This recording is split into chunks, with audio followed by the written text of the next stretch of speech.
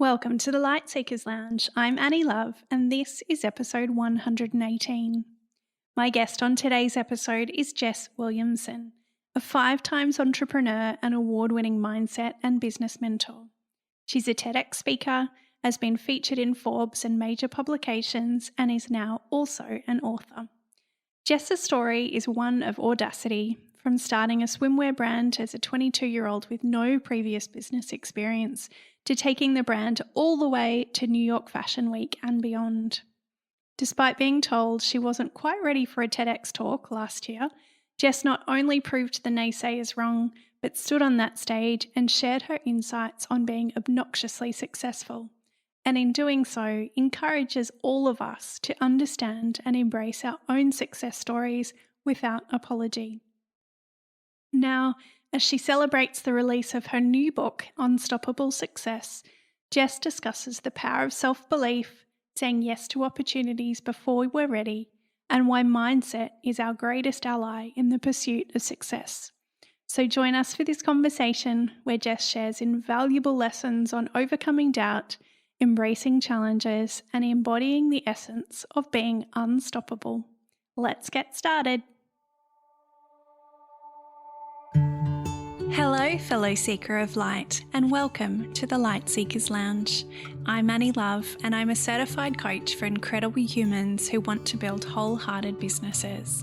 I help them master their mindset, create simple strategies, and take meaningful action towards their goals in a soul-nourishing way that honours their business, their family, and most importantly, themselves.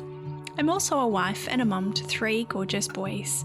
Our parenting journey has been, well, a bit of a roller coaster. And while our family has navigated some pretty tumultuous times, I've learned just how important it is to keep seeking the light and the joy. Even in the midst of darkness, I believe that we can find light on the other side, even if the landscape is different to how we expected it to look. Here in the Light Seekers Lounge, we're going to share stories and conversations about how we create our best life, even when things feel hard. Thank you for being a light seeker with me. I am so glad you're here. Now, let's get on with the show.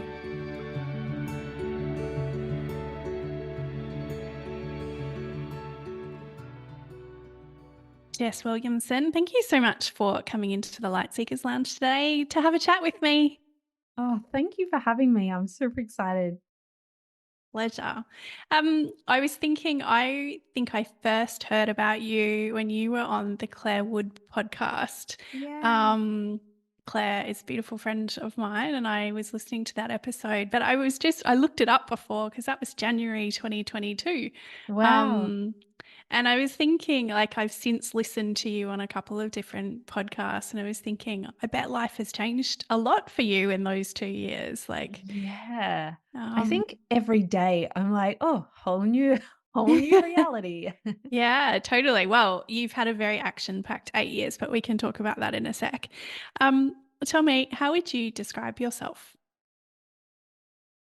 How I would describe myself is a very fast and bold person. When I was younger, I used to run everywhere because walking was too slow. So that's a little insight into my brain. I can see that from your story. Um, yeah, anyway, we'll talk more about it, but you have owned and run multiple businesses over the past 8 years, and I love the story about you starting a fashion brand and ending up at New York Fashion Week about what sounded like about 5 minutes later, which is absolutely wild. Um, Tell me, what was the thought process behind starting a swimwear brand? Yeah, I think the best part was there wasn't too much thought into it. And I think sometimes a lot of people get stuck, whether it's a new idea, whether it's launching a whole new business, on what is the right answer and like, will it work out? Will it not? And so my thought process was I felt this inner urge to create a business. And at the time, I was making Instagram accounts just for fun as a hobby because I loved digital marketing. But I thought, let me leverage these skills and create some sort of brand. So I was thinking maybe homewares, maybe fashion, just clothing. and maybe swimwear. I had so many different ideas. And I remember driving home from my full time job and I said, just choose one. All right, swimwear sounds good. Let's do that. And that then it went. Like there was no overthinking whatsoever. And I actually Mm. think that was the key to the success. Mm. Because let's be honest, swimwear is probably the most difficult one I could have chosen because It's it's lucky you didn't think seasonal. about it too much. Yeah, people buy one a year. Secondly, people like to try them on in stores, and here I was doing an online business.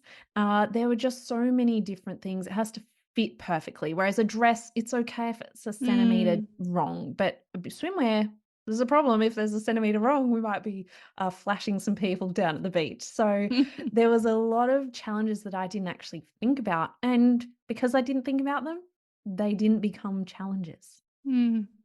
Love it. So did you have any kind of like manufacturing, sewing kind of skills before you started this? No. I No. always loved craft. When I was younger, I used to make everything, but I wouldn't say an expert. I have no idea about sewing or doing any of that properly. But what I did know was how to do business and how to find the people who had that expertise.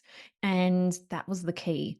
I said to myself, how do I communicate what I want, my designs, in the most detailed way?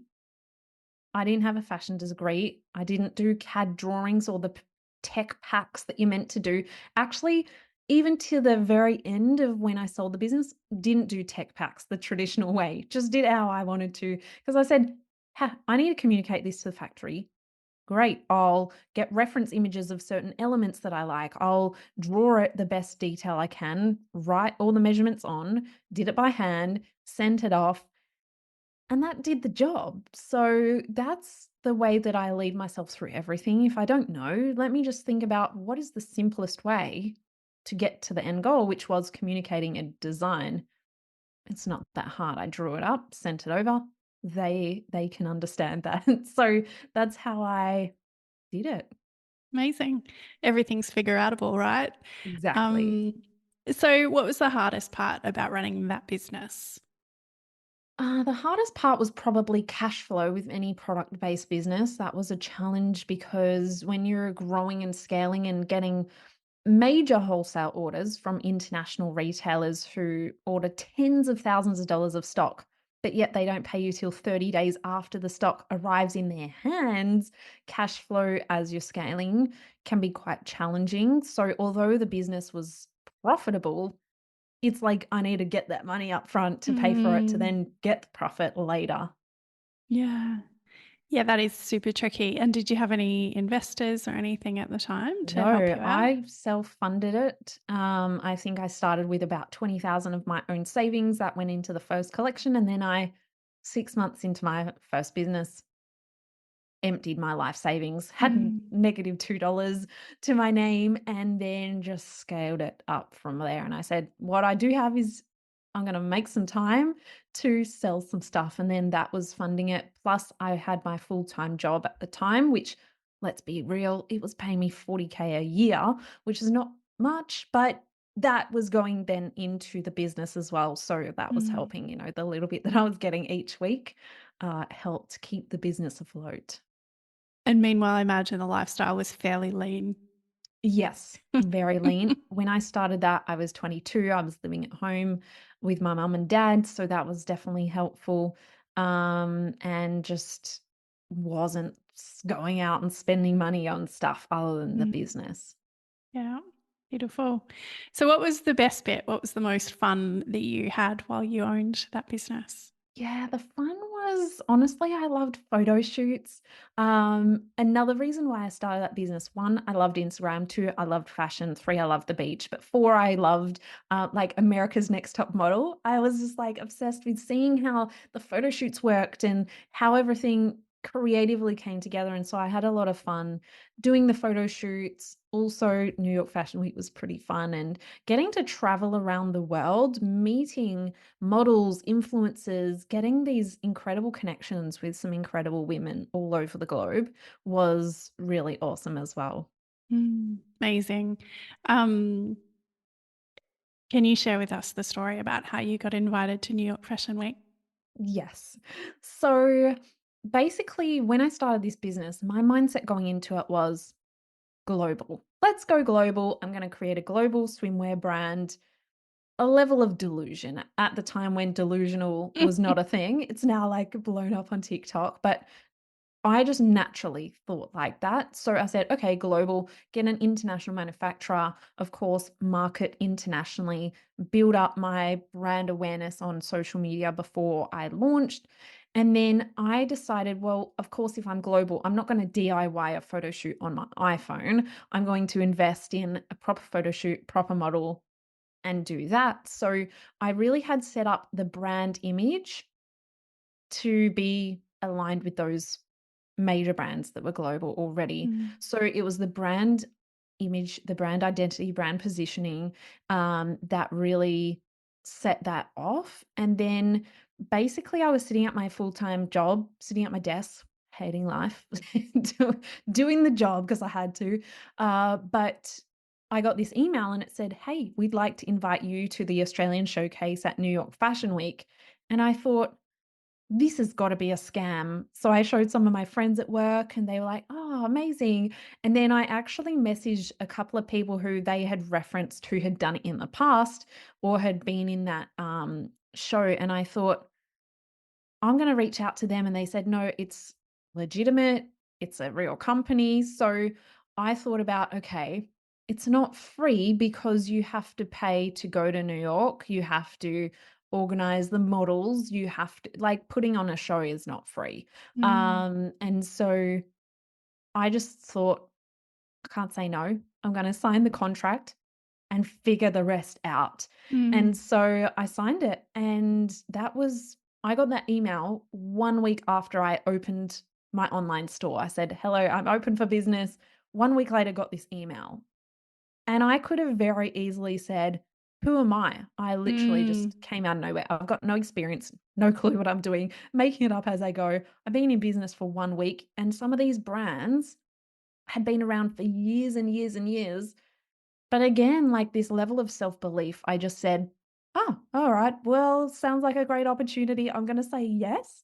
And then I'll figure out how. How am I going to pay for I had to make a whole new collection and I hadn't sold any of the current collection because I was open for 1 week. So there were a lot of challenges. But again, I think we just have to say yes and then figure it out because you will figure it mm, out because you've now committed.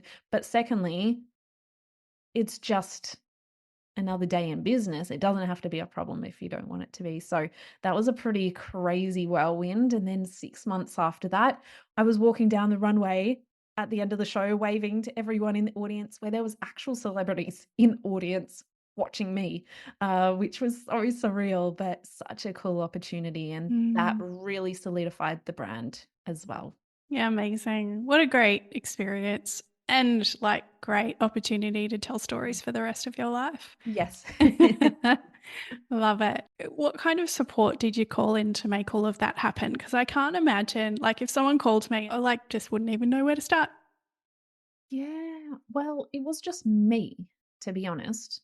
My amazing mum helped me out with just keeping me alive sometimes when I was like, oh, too busy to eat, and like, mum would Mm, just be, here's your food, and she would help me pack some orders and stuff. But in terms of New York or even just running the business, I ran it by myself for probably the first 2 years, and then I finally got a VA and then got a warehouse and all of those things to systemize and optimize. But I still, even at that point, I still kept the business very, very lean.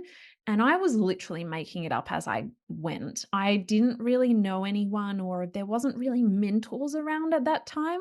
So I was pretty much in the deep end. But what I did do was I saw the value in shortcutting my learning process. So what I would do is fly to Sydney and Melbourne because there's not much fashion happening in Perth. So I'd fly to Sydney and Melbourne, and I would say, okay, I have no idea how to get wholesale contracts in Australia, let alone the USA. But I knew that wholesale was a big opportunity. So I would fly over there and just hit up people on LinkedIn and say, hey, could I just grab a coffee with you? And you'd be surprised who just says yes. So I just sort of started to get insights from different people, and that was really, really cool as well too. learn that way. Amazing. I've seen in your, website and various things the word, audacity, and I think it's such a beautiful, like it's so brave and so courageous of you to just say yes and work out the details later. But it does take that level of audaciousness, really, doesn't it? Mhm. Yeah, you kind of have to be shameless in just Mm, asking. And I think as Australians, look, not we good at we it. have tall poppy syndrome. We have like, Totally. "Oh, I don't wanna upset anybody." It's like, how are you upsetting someone by just asking for what you want? Or like Mm, saying, "Hey, do you wanna meet me for a coffee?" Like, if someone's gonna get angry about that, then that's their problem, not yours. they can say So no. I think yeah, I think you really have to just have a whole lot of audacity and kind of go after it. If you Mm, fall down, get back up and keep going. definitely. Can you share where you're at around 2019 and what prompted the pivot into a new style of business for you? Yes. So 2019, picture this, running 5 businesses at once because I grew and scaled the swimwear brand. I was 3 years in. It was operating on a global level, international warehouses, fairly optimized where I wasn't needing to spend too much time. Then I thought, oh, I'm going to be so smart and start 3, 4 other businesses. So I started getting asked by people, how are you growing these businesses? So I started doing mentoring and I hadn't yet started my podcast, but I was doing personal brand stuff. I had started a bricks and mortar, I had an events and photo shoot venue. I was also doing a influencer travel agency, basically where I would take major influencers on group trips, promote brands, including my swimwear brand. And so that ran as an agency model. And then I was doing a bit of photography on the side. So look, I was just seizing every opportunity, which I think is a great mindset, but I was not thriving. So I was like, hey, I can do all these things. I'm good at all these things. Doesn't mean I should do them all, though. But I actually see that if I didn't go through that, I wouldn't have the level of clarity that I have now around my purpose. So sometimes I do think we do have to try some things out, but I was definitely burning myself at both ends and was not thriving. But more than that, it was a level of anxiousness that I was waking up with every day in such reactive mode. If something went wrong at the venue, I'd have to drive down there and quickly fix it before the next person was coming in. My swimwear brand was global, so I'd wake up and there'd be a whole lot of challenges from the night while I was sleeping. And so I was just in a constant state of fight or flight, and it wasn't serving me. And I knew that something had to change. And I actually stopped and asked myself, what does success look like to me? Because I'd never asked it. I just thought, oh, I can do that. Let me start that. Oh, I can do that too. Let me do that. And while we can do everything, when we actually stop and ask, like, what does success mean to me? And almost use that as the compass. So I decided at that moment, success meant just being calm every day. I was like, if I could just feel calm and at peace every day, then I am winning. Like, no amount of money matters at that point. So for me, then I exited the venue, sold that off. I started the process. It took a while, took probably 2 years to sell the swimwear brand because when you're operating at that level with so many stakeholders and things involved, plus I had no idea how to sell a global company, that's a challenge. So, yeah, I just had to strip it back to basics, and at that point, I already knew that my mentoring and my personal brand was really what felt like it lit my fire, what was my purpose. So I decided that I needed to give all my energy to that because we know where our energy goes is where the results flow as well. So rather than spreading myself thin across everything, I could then go all in on that. Amazing. And so, what does your business look like now? Yes. So now I say basically it's getting paid to be me. So I that's a really, really powerful statement for me particularly because I used to be the biggest introvert when I started that first business. Didn't even put my name on the about page because I was like, no one gets to know I exist. I know what I'm capable of, but I don't want to be seen. And so now it's a level of I'm now getting to share my gifts with the world and get paid for that. And that is really, really cool. But the more fulfilling part is I get to change people's lives in the process. So I do my mentoring, I have my Heck Yes membership, courses, my podcast, my book that's almost out, and also speaking events. So, really, it's just tapping into my greater purpose, regardless of what the actual offer is. It's tapping into that purpose of helping more women create illogical levels of success. Amazing. That sounds so beautiful. I'm sure you do touch a lot of people's lives. Um, I believe you've also done a TEDx talk. Yes. How long ago was that? So that was in December 2023. Amazing. Yeah, that was such a whirlwind. It's not yet live, but maybe it Okay. will be by time this comes out. But they take a good 3 to 4 months Mm, to get it out there on the TEDx YouTube. But once it is, everyone can have a watch of it there. yeah. Can't wait. What did you speak about? Yeah, I spoke about being obnoxiously successful because I think too many women worry about being liked, being nice. We get called obnoxious if we say, "Hey, I made $1 million today." It's like, sit down, girl, stop talking about money. But we need Mm, to. We need to be obnoxious about it because when we are, it creates a level of safety for ourselves to say, "Hey, I feel safe being seen in my success." But also it shows others what gets to be possible as well, and so yeah. I am on a mission on that. Like, I can't deal when people say, "Oh, sorry, I'm not bragging, but, like, I just wanted to share I'm really proud of myself." Why with the disclaimer? Let's just say, "Hello, Mm. I am bragging, and I am damn proud of myself, and let me be obnoxious about it." So, that was the message that I really wanted to share on the TEDx stage, Mm. and, one that I'm really passionate about as well. Yeah, I love it. Wholeheartedly support that. Why do you think mindset is so important in business? Yes.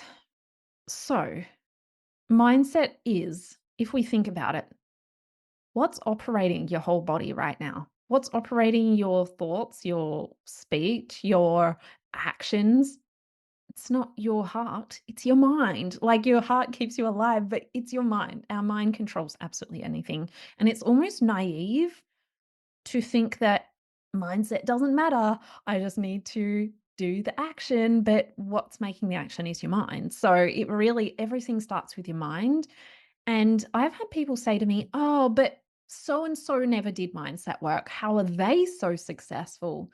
And my take on this is everyone starts with a different threshold. Some people start with a whole lot of self doubt, a whole lot of not knowing what actions to take, feeling that procrastination. Other people don't. And some of that, we're born that way. Some of that is how we were brought up, the people we surround ourselves with. Our concept of reality creates the level of action that we're willing to take. And so mindset is the biggest key. I would have never started that first business, never would have gone to New York Fashion Week if I let self doubt creep in, or if I let quote unquote logic tell me that I shouldn't have done it. And nothing I've ever done makes any sense, such as doing a TEDx talk when I didn't want to be known that I even exist like a few years ago. And so I believe mindset is the number one key in business. Mm, absolutely. Um, how did you convince your mind that it was a good idea to get up and do a TEDx talk? Yes. So some mindset parts come naturally to me. Like, I'm just balls to the wall, global, here we are, let's go. Yeah. When it came to being seen, though, personally, like, that was my biggest fear. That was my biggest Mm, roadblock around. I would always water myself down. I would always be the nice girl and be like, "Oh, sorry to bother you, but, like, can I please?" And it just was so wishy-washy. And so to get to the TEDx part, the journey started 5 years ago mm, when I said, "Okay, I need to advertise my business. I don't have any money. What's a free way to advertise my business? Oh, I know. I'll ask to speak at some local events." And so I reached out to someone, scared the pants off me, but I reached out and I said, "Hey, can I speak at your event and tell them about New York Fashion Week? It'll be inspiring, but really the goal for me behind the scenes was like, "Can I promote my business, please?" So, I went there. That speaking gig, I practiced for 4 weeks. She gave me a 5-minute slot. All I had to say was, "Hello, look at the nice photo of me at New York Fashion Week. How great is this?" I practiced for 4 weeks. I had sleepless nights for probably the 2 weeks leading up to it. It was a breakfast event, and I even considered taking a shot of vodka before I walked in. I didn't though, and, like, I barely drink, but this was the level of scared that I felt, but I always knew that the purpose or the goal or the outcome was worth way more to me than the fear. And so I Mm. did that event. I actually screwed it up so bad. I threw the clicker for the slideshow on the floor because my hands were flapping around so much from nervousness. I broke the clicker for the whole rest of the day for all the other speakers. And that was my first event. And I could have said, "Oh, I'm bad at speaking. Poor me. How embarrassing." Spiraled. I just said, "Whatever. It is what it is. Bit of a shit show, but next time will be better." And so because I didn't choose to focus on that, every single time it got easier. I can now turn up to podcasts like this and, wing it in a sense where I feel calm, I feel in control of my mind of what I'm saying. So it really just took me getting out of my comfort zone time and time again, but also practice, honing in on my craft, learning how to communicate in a really powerful way. All of that combined led me to that point. But I actually decided to prepare for it. I flew to Melbourne to do a professional speaking boot camp a few days before. It happened to be around the same time. So I thought, great. And as I was in the taxi to the airport, one of the leaders or the professional speakers, he does that as a full-time gig.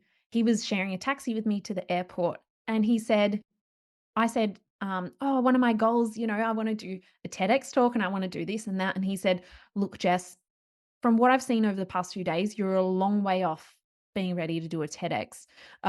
We would want to," now he's trying to sell me something as well. He's like, "Now we'd want to teach you this, this, and that, and we'd want to work with you on this. And, you know, you're definitely not ready for it, but like maybe later." And I turned to him and I said, "Well, I'm actually doing it Saturday. So I'm doing it anyway. And this is what I'm doing." And so I've always been told I'm not ready. I'm always being told I'm not good enough. Like, I think being young, blonde, like, people underestimate me all the time. And I will agree, at that boot camp, I didn't give it my all, but I was allowing myself to be a student and mess up and, play with it to learn. I walked out there on the TEDx stage 2 days later and nailed it. Like, they said it was one of the best ones of the day, and that again was mindset. That again was mindset. If I had let myself doubt or be like, "Oh, he's an expert. He knows what he's talking about. Maybe I'm not ready." I could have pulled out, or I would have got in my head and psyched myself out. So really, really mindset is the number one piece to everything. Love it. It was almost like a watch me kind of Yeah, that is my scenario. motto. I'm like, "Oh, you wanna tell me no? Okay, just watch me." Mm, absolutely. Um, for someone who's listening who has decided they need to work on their mindset, what sort of practical steps would you take or suggest? So the first thing is being inquisitive. If you're new to doing mindset stuff, the first thing you can say or start to look at is, okay, if I'm noticing a pattern in my life, whether that's a lack of sales, a lack of confidence, discomfort, maybe it's procrastination that keeps showing up for you, or overwhelm.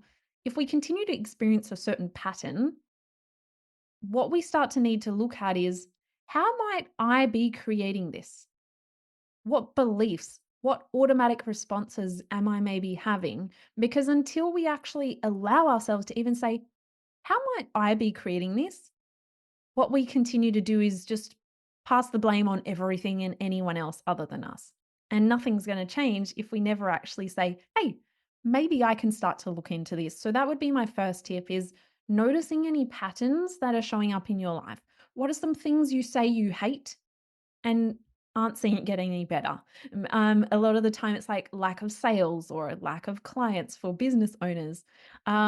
And then we can start to say, how might I be creating this like a result? Particularly if you're feeling like I'm doing all the right things. I'm following the process. I'm doing the strategies. I'm posting on my social media. I'm doing the stuff I should be doing. Why am I not seeing the results? Now, of course, we can tweak strategies and optimize strategies, but usually there's a level of self sabotage playing out where maybe you're holding on to a belief that if you create more success, you're going to be so burnt out, so busy that you can't operate. Maybe you feel like if you create more success, then you have more money. That's a lot of responsibility and that's scary. And so when we can start to look at the narratives beneath that, that's when we regain our power and we can actually say, okay, I'm going to change this. Otherwise, what happens is it just continues to play out on autopilot behind the scenes from our subconscious. And we're not Mm. even aware. And we're just like, why can't I get past this? Why is this challenge keep showing up for me? Yeah, love it. And so, on a practical level, is that a journaling thing? I mean, there's an Yeah. awareness piece and an acknowledgement and a curiosity, but is it like how do we develop that curiosity into Yeah. strengthening the mindset? So the first, if you want to do it as a journal prompt, I would ask yourself what patterns or what things are showing up for me right now that I claim to hate or dislike or want to stop doing, but no matter how hard I try, it's not working. And so first thing is the pattern identification. The second part then is going to be, why is this pattern playing out for me? Is there a belief? Like, what is the belief that is creating this pattern? And so when we're aware, honestly, awareness alone shifts everything. Mm. If we're not aware of it, it continues in our subconscious. Once we bring awareness to, oh my gosh, I was afraid of judgment. I'm not showing up on my social media. I'm procrastinating because my deepest fear is being judged or called fake or called, a name. That awareness alone, we now can say, okay, am I going to choose to continue avoiding judgment through procrastination? Or am I going to choose to face it and be okay when judgment does come? It's a Yep. simple choice in the moment. Now we can meditate, we can do hypnosis. Like I'm trained in all those things, but the awareness is the key, the Mm. key in itself, and changing the behavior. Because when you change your behavior in those moments where you maybe would have, I used to over edit every single thing I posted on social media, like editing the captions so that no one could see me as a bitch, like no one could Mhm. see me as too opinionated. And so I just decided to stop doing that. In the moment, I'd be like, oh, I am about to over edit the caption. Let me just not. And then I posted it. And when you do that, it just shows your subconscious that you're actually safe. You didn't die because someone thought you were a bitch or you didn't, nothing bad happened. So honestly, while we can overcomplicate things, I believe that sometimes that keeps people stuck in the old behaviors because they're like, oh, I got to meditate. I got to journal on this all year until I feel great, until I feel confident. Then I'll post or then I'll take action. But actually, we just need to take the action first. And we can do that Mm. alongside it. But unless we're taking the action, we're never actually getting the hard evidence and proof that you're okay. You didn't die just because you posted something opinionated, or you took action on that scary thing. Yeah, love it. Awareness is key. It's very Yes. powerful. You are just about to release your book, Unstoppable Success. Congratulations. That's super exciting. Yeah. Thank you. Can you tell us a bit about your journey to publishing this book? Yeah. So I want to preface this with I am not a writer, nor am I much of a reader. Some people sort of publish a book and they're like, oh, this has been my lifelong dream since I was 7. Honestly, when I was 7, I was reading Where's Wally? I was like, oh, hell no to the Harry Potters and to all the novels. I was like, I'm a Where's Wally girl. And so that was me. I actually read my first ever book cover to cover when I was about 20 years old. And that was a business book. And honestly, that lit a fire in me that I was like, okay, it sparked something, started somewhat of my entrepreneurial journey.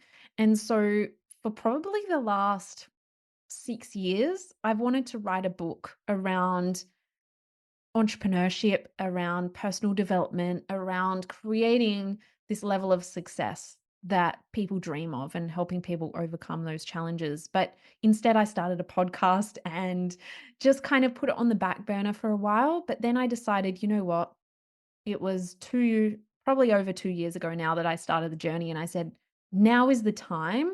I have an incredible community that I've built. I have like 200 podcast episodes. I have so many lessons, so many keynotes, so many things that I can put together into the most powerful book. So that was really great because I was able to utilize a lot of the resources that I'd built, a lot of the lessons, a lot of the frameworks that I'd worked up over the past few years. So then I started writing it, and I decided that I wanted to get a publisher for the book because I could self publish. But then I was like, that's reaching the same community that I have. I want Yep. this to impact people way beyond that. And so, just for people's context, to get into bookstores, you need a distributor. To get into a distributor, you need a publisher. So you either have to go down the route of there's kind of, I don't know what you call them, but you pay a publisher to publish it and then they have all the connections. But I said, I don't want to do that. I want to get a publishing deal where I don't have to pay and I still get all the benefits. And so again, I set out on this mission where there's a will, there's always a way. And so I pitched to all the incredible publishers in Australia, literally every single one. But I landed an incredible publishing deal with my publishers, Big Sky, who are a female-led team, and it really aligned with my values and my vision. So I got a publishing deal. We have one of the biggest distributors in Australia distributing the book, Simon and Schuster, and it's going to be in bookstores, airports, everything all across the country on May 1st. But it was a heck of a journey and a very humbling process as well. Yeah. I can only imagine. I was listening to a podcast that you were on recently where you talked about, that split focus, like when you're trying to publish a book, you've got your book baby coming out into the world, but also, you run a business and you've got clients and you need to make money. Um, and I have a really good friend who's just self-published a book, and she has very much had a similar experience. What other kind of challenges have you found along the way? Yeah, so definitely splitting the energy has been key. I mean, the good news was, though, I had created such a freedom-based business model that could have the time to work on the book. Otherwise, my income, my business, my clients would have taken a massive hit. But it was still such a juggle. The other challenges has been when you put your work into a creative process and then you have about 20 different editors, all with different opinions on your work, firstly, but your story and your knowledge and your creative output in a book. I had to put my ego aside a little Mm. bit because I'd worked with an incredible editor that helped me put together the whole manuscript. And we also then had two other editors go through the whole thing. Then it got to the publisher and they have their own editorial teams, and then they had different editors on board. So it went through so many rounds of revisions, everyone with different input, everyone with different perspectives, everyone with but actually, that was the best process because the reality is there's gonna be a lot of different people reading this book, and Mm. so now that I can look back, I'm like, "That made it the best book possible," but at the time, you get some pretty brutal feedback, and you're like, "No, I spent a whole year making this amazing. These other people said it's amazing," and you almost hold on to it, and sometimes I Mm. had to learn and I think as business owners as well, we run our own business because we wanna call the shots, and then you've got people putting their input, and you're like, I don't know about this." Now, some things I've decided, you know what? No, that's going away from the direction that I need it to, but a lot of it, I had to sit with it and actually be like, maybe that is the best thing for the book so that can land Mm. with everyone in the right way. And so that was a big internal challenge that I wasn't actually expecting because I was like, I spent a whole year. This is perfect. This is amazing. Here you go, publish it. But then it was a lot of internal battles within myself to take the feedback on board as well. Mm. Yeah, I can just imagine that. I mean, that refining process is so important. It will no doubt make it even more amazing, but I can imagine it's quite painful to live through. Yeah, it is. I talked to my friend who's also an author, and she says, "By the end, you hate your book." I don't hate my book, but I'm like, "Oh, that process was tough." But now it's like, I am honestly so excited for it to get out there in the world because I know the impact it's gonna have on so many people. We've honestly made it the best book it can be with all of the input now as well. So, yeah, I'm really excited for it to land in people's hands. Love it. And how are you celebrating? Yes. Well, I decided I'm going to celebrate across the entire country. So I'm doing a book tour starting 1st of May in Melbourne, Sydney, Brisbane, and Perth. And so I'm really excited because to me, it's more than I'm not going there and like, ooh, I'm not going there and reading a book in a library and saying, hello, everybody, here's my book. I wanted it to be more of a celebration of female authors, but female entrepreneurs all across the country in general. And so we're going to have a huge fun celebration, and that's going to be really, really incredible as well. Awesome. I love it. How do you find joy when life feels hard? Honestly, when things start to feel a bit hard and heavy, I always check in and just say, what would make me feel my best today? And sometimes that's going to the beach by myself. Sometimes it's relaxing on the couch. Sometimes it's having a dance and a boogie. Honestly, it looks a little bit different depending on what it is that I need. But checking in with myself has been a game changer. Yeah, such an important thing to do, but probably also something that we don't do as often. Hmm. What do I need to feel good today? Is such a simple question, but can be really powerful. Yeah. How do you look after yourself? Do you have any particular kind of self care practices? Yeah. Well, for me, I've never been someone who can stick to a routine. So again, it's kind of like, what do I need to feel good? And then I'll do that. But one thing that I do, it's not really your traditional idea of self care, but I love reality TV. That's like my form of meditation to check out at the end of the day. I love anything reality TV. So, little unorthodox. I love it. What's the current fave?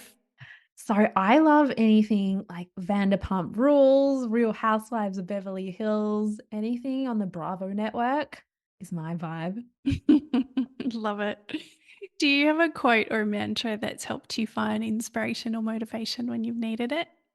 Yes. So I do love the one that we kind of said earlier around where there's a will, there's a way, just watch me. But one that I try and live my life by, I was at the beach when it popped in my head like an intuitive hit. And basically I thought to myself, your to-do list will never be done, but one day your life will be. And I think that's so true. We often wait until we tick everything off the list. Then we can have a rest. Or when we got all this done, then we can go on a holiday. Let's Mm, just take a damn holiday today. Go to the beach today. Have a rest today because the to do list will be there tomorrow. I promise you. totally. We don't need to earn that rest. We No. just need to make it happen. Hmm. I have a Mama Love mixtape Spotify playlist. What song can I add to it for you? Yes. My favorite tune that I put on before anything that I do that's important is I Believe by Yolanda Adams. It's from the Honey soundtrack. It's Okay. the best vibe. Love it. Can't wait. I'll go and have a listen after we jump off the call. Yeah. So, book launch coming up. As is there anything else special that you're working on at the moment? So many things around, but basically running my business as usual, impacting as many women as I can through the work that I get to do, obviously my book launch, and I'm actually running my first, well, I'm going to say international retreat, but I used to run my influencer trips, but my first retreat through this business Yeah, internationally amazing. in Greece in June, which I am so excited about. I fell in love with Greece when I went last year, so I'm going to be running that in June. And then more in person events. I don't know about you, but I'm just loving in person connection a whole lot. So I'll be running a whole lot more throughout the rest of the year as well. Amazing. And you're based in Perth, aren't you? So Yes. But I do a lot over the East Coast Yeah, because okay. there's a lot of people over there as well. So, Yeah. Awesome. yeah. How do we find and follow you? Yes, you can find me on Instagram at jess.williamson8 and my DM's always open. You can have a chat, let me know how these episodes landed for you. And also on my website, jessicawilliamson.com.au, I have a bunch of free resources that I'm always updating there as well. Amazing. As I was scrolling through your website, I found a quote that said, "You've got to be a little delusional or a lot if you want to create wild success." And I just think that sums you up perfectly. Not calling you delusional, you know, in I a actually think negative that's the way. best compliment is Yeah. being delusional. The actual definition of delusion is having unshakable belief in something that everyone else thinks is untrue. Mm, And I think that's really powerful. Like the guy told me, I'm not ready for TEDx. And I was like, well, I am. And it's like, even when everyone tells you you're crazy, you're like, well, I'm going to do it anyway. So I love that. yeah, beautiful. Thank you so much for leading by example and showing us what's possible with that delusional success and putting all of your magic out into the world. And good luck with your book launch. And I bet it's Thank you. amazing. Can't wait to have a read. Yeah, thank you so much. And thanks for having me. Pleasure. Hey, thanks so much for listening to today's episode of the Light Seekers Lounge podcast. I am so grateful to have you here. If you loved the show, it would mean the world to me if you could hit subscribe and leave a review on Apple Podcasts or on Spotify. I would love to continue the conversation with you, so come on over and join the Light Seekers Lounge Facebook group or come say hi to me on Instagram at annielove.coach. Talk to you soon.